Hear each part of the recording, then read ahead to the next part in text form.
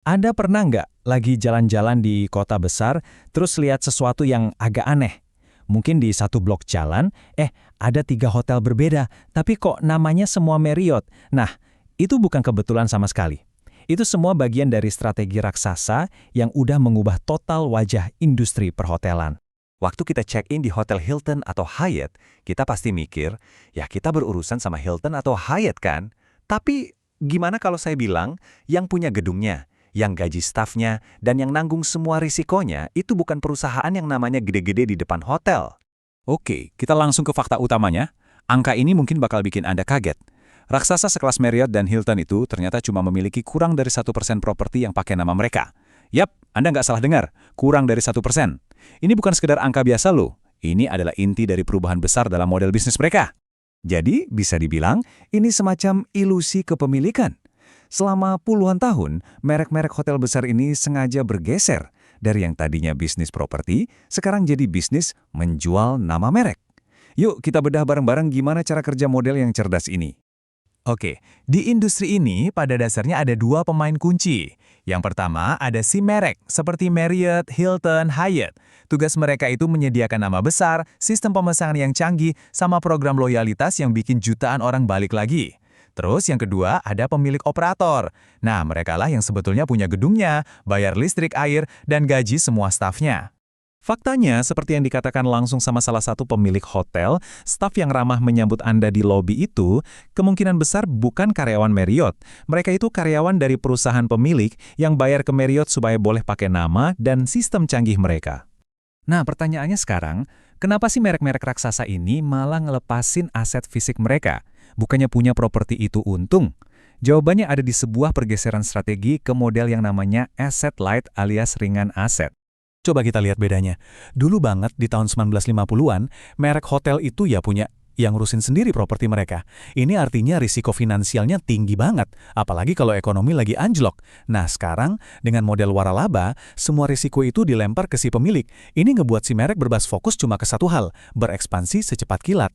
Jadi, inti pentingnya begini. Tanpa perlu keluar duit miliaran dolar buat beli tanah dan bangun gedung, Marriott bisa nambah ribuan hotel ke jaringannya dalam waktu singkat. Pertumbuhan mereka jadi nggak dibatasi modal lagi.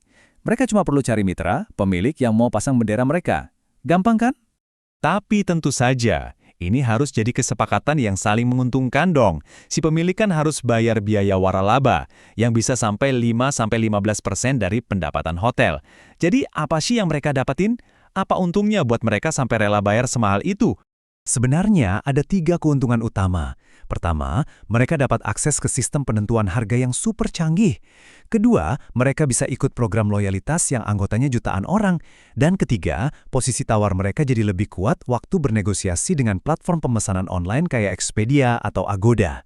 Oke, kita bahas yang pertama, harga dinamis. Anda pasti pernah ngalamin kan, mau pesan kamar hotel, harganya udah berubah lagi dalam hitungan jam. Nah, sistem milik merek besar ini secara real-time menganalisis permintaan pasar buat memaksimalkan pendapatan setiap malamnya. Dan slide ini nunjukin contoh yang sempurna. Waktu ada acara gede, misalnya konser Taylor Swift, sistem ini otomatis naikin harga gila-gilaan. Nggak cuma di pusat kota, tapi sampai radius puluhan kilometer. Kalau cuma hotel independen biasa, wah mustahil bisa meniru kecanggihan kayak gini. Keuntungan super besar yang kedua adalah akses ke pelanggan setia. Program loyalitas seperti Marriott Bonvoy atau Hilton Honors itu masing-masing punya lebih dari 180 juta anggota. Bayangin, itu basis pelanggan yang loyal dan siap banget buat nginep di hotel mereka. Sistem ini tuh cerdas banget. Dia menciptakan semacam siklus. Misalnya, seorang pebisnis nginep di Hotel Marriott di kota kecil buat dinas, kumpulin poin. Nanti, poin yang terkumpul itu bisa ditukar buat liburan keluarga di Bali, ya tentu aja di properti Marriott lagi. Ini bikin pelanggan terus-terusan ada di dalam ekosistem mereka. Eits, tapi tunggu dulu. Model bisnis ini ternyata nggak berlaku buat semua jenis hotel loh. Ada pengecualian penting, terutama buat hotel-hotel super mewah. Yuk kita lihat kenapa, modelnya sedikit beda di sana, dan gimana dampaknya ke peta industri perhotelan secara keseluruhan. Penting banget buat ngerti bedanya antara hotel waralaba dan dikelola. Kebanyakan hotel kelas menengah itu diwaralabakan. Artinya, si pemilik yang jalanin operasionalnya sehari-hari. Tapi, buat hotel mewah, merek lebih suka model dikelola, di mana mereka sendiri yang turun tangan langsung buat mengelola hotel itu atas nama si pemilik. Kenapa begitu? Simpel aja. Karena di hotel mewah, pengalaman tamunya itu jauh lebih rumit. Ada spa, restoran bintang 5, layanan pribadi, dan macam-macam lagi. Merek kayak Ritz-Carlton atau St. Regis itu mau punya kontrol penuh atas setiap detailnya. Ini semua demi menjaga citra super mewah mereka. Mereka nggak mau ambil resiko. Nah, dampak terbesar dari semua ini apa? Terjadilah yang namanya konsolidasi. Industri perhotelan sekarang ini didominasi oleh segelintir keluarga besar merek aja. Kalau dulu mungkin ada banyak hotel independen, sekarang sebagian besar udah gabung ke salah satu grup raksasa ini.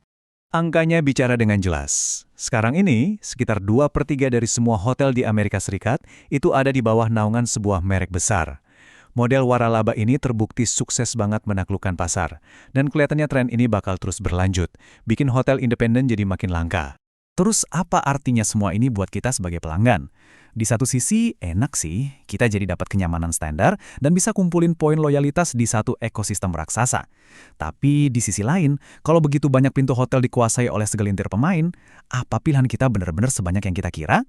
Nah, itu dia yang perlu kita ingat waktu lain kali kita merasa memilih di antara 3 hotel yang kelihatannya berbeda di jalan yang sama.